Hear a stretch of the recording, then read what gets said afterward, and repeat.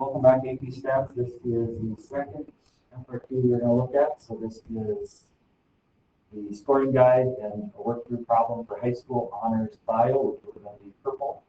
I can get you a copy of that when we get back if you want to put that in your journal. We'll read through the problem, and then we'll look at what topics this FRQ touches on. The students enrolled in honors biology at high school were given a task of using a spreadsheet program to investigate a topic in genetics. All students in the class had similar background knowledge of the topic. Some students in the class had no spreadsheet experience, group R, and needed time to learn the program to complete the task. The rest of the students, group S, had previous spreadsheet experience and typically took less time to complete the task.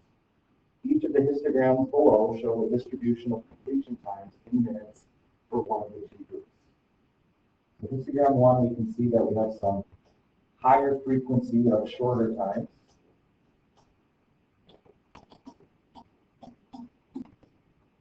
And histogram 2, we have some higher frequency of longer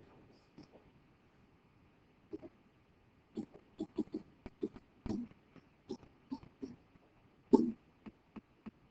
So based on the description of the problem, group R needed time to learn the program before completing the task. So logically, we would think that that would be a longer completion time for the assignment because we spent some time learning the program, and then since we have the same knowledge on genetics as Group S, we would still have a longer completion time. Group S had previous spreadsheet experience and typically took less time to complete the task. And that matches up with histogram 1, where we have a short completion time where a higher frequency, so a higher number of students finished in that shorter completion time, which would match that description. So of the two histograms shown, 1 and 2, which is more likely to be the distribution of completion times for the students in Group R? So Group R were the students who had no spreadsheet experience.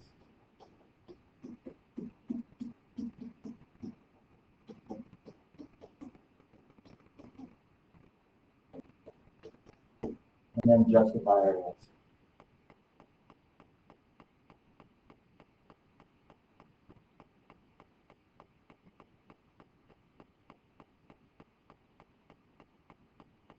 Sorry about that.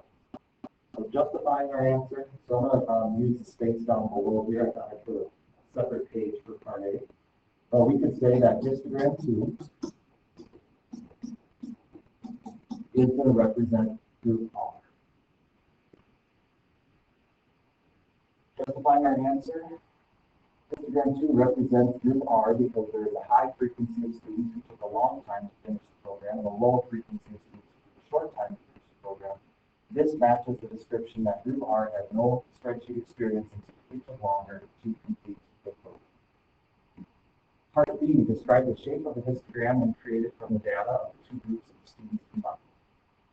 So we're describing the shape, so we might be thinking of stock B, but we're not asked to describe the center, describe the variability. We are just describing the shape.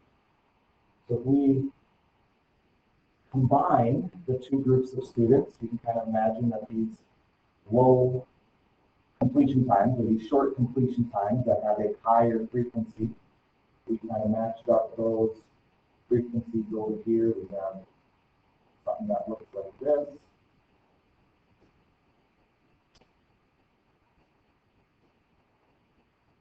And we have some low frequency bars that we could add in here, just kind of estimating what they would look like.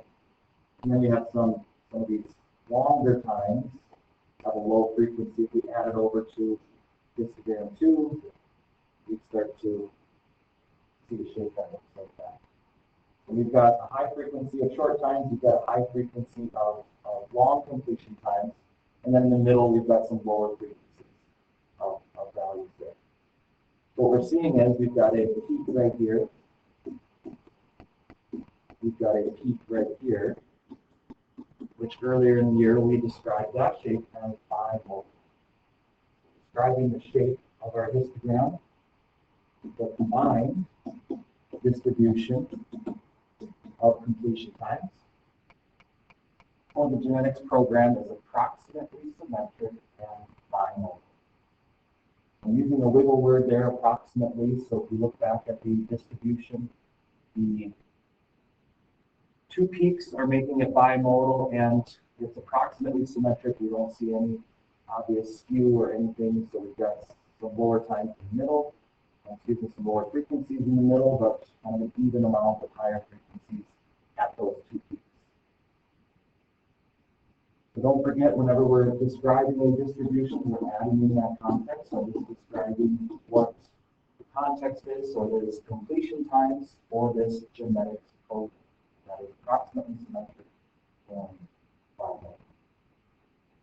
Part C, consider the population of all students in honors biology classes in the high school state who are given the task of using the spreadsheet program to investigate the topic of genetics. The distribution of the completion times of the shape similar to the combined histogram of the students at high school, with a mean of 70 and a standard deviation of 26.5. For random samples of 50 students taken from the population, describe the sampling distribution of the sample mean completion time. So for all students in the state, we have a parameter of means. So the population distribution has a mean of 70 minutes. And our standard deviation of the population is 26.5. Our sampling distribution of n equals 50 will have a mean equal to the population mean, which is 70 minutes, and a standard deviation equal to 26.5 minutes divided by the square root of 50, which is equal to about 3.7.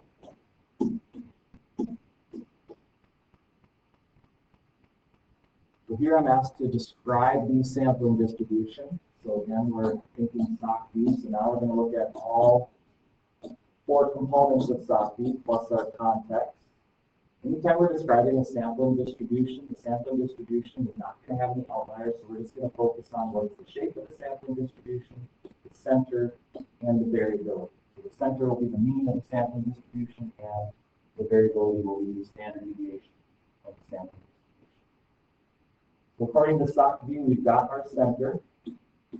We've got our variability that we could describe. We're still looking at the shape.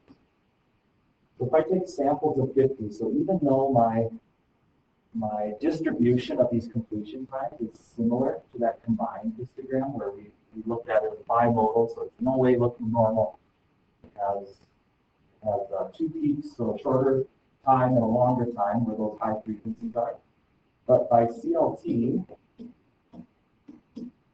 my sample n, I'm going to call it my samples of 50 is greater than or equal to 30, which means that I'm going to have an approximately normal distribution.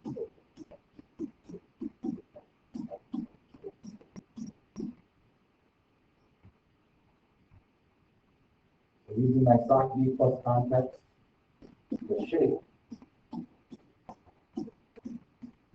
of the sampling distribution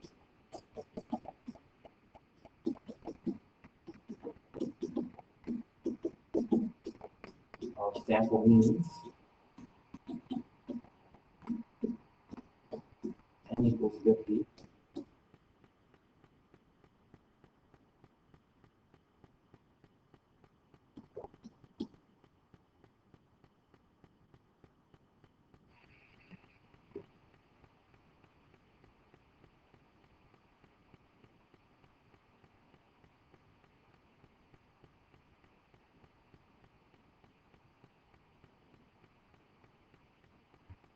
The shape of the sampling distribution of sample means, where n is equal to 50 of all samples besides 50, who are given the task of using the spreadsheet program to investigate the topic of genetics, is approximately normal by CLT. So to use my context, I just went back to the problem and looked at my context of the problem and just pulled this part right here, who were given the task of using the spreadsheet program to investigate the topic of genetics. So I just copied that directly from the question or the expose from above there. And that is something that we'll use moving forward when we're adding context. We're going to kind of put it in terms of how the problem is written. We can just copy that straight from the problem. But that would be approximately normal by CLT. The samples are sufficiently large enough, n equals 50, which is greater than or equal to 30, to approximate a normal distribution. So that covers our S. So down here, we'll look at the center and variability. So the center of the distribution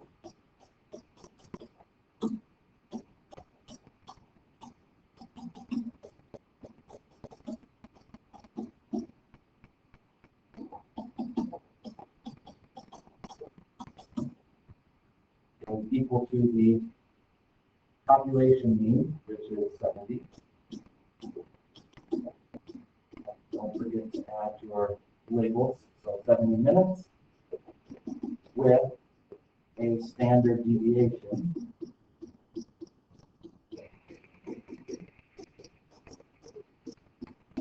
of 3.74 points.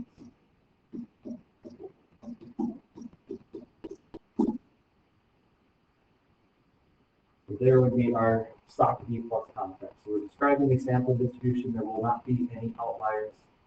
So it's going to be a normal distribution, and all possible samples of 50 will be approximately normal because of the central limit here. So that wraps up our second FRQ of the day. Your key points from this FRQ is finding the mean of a sample distribution, finding the standard deviation of sample distribution, describing its shape, which is all components of SOC V. So this FRQ reviews central limit theorem, combining two distributions, and SOC V plus context. So on your exam tomorrow, you can expect to see the SOC V plus context, so being able to find your center, find your variability, and describe that in words, and then also having proof either using central limit theorem for means or using large counts or proportions to be able to describe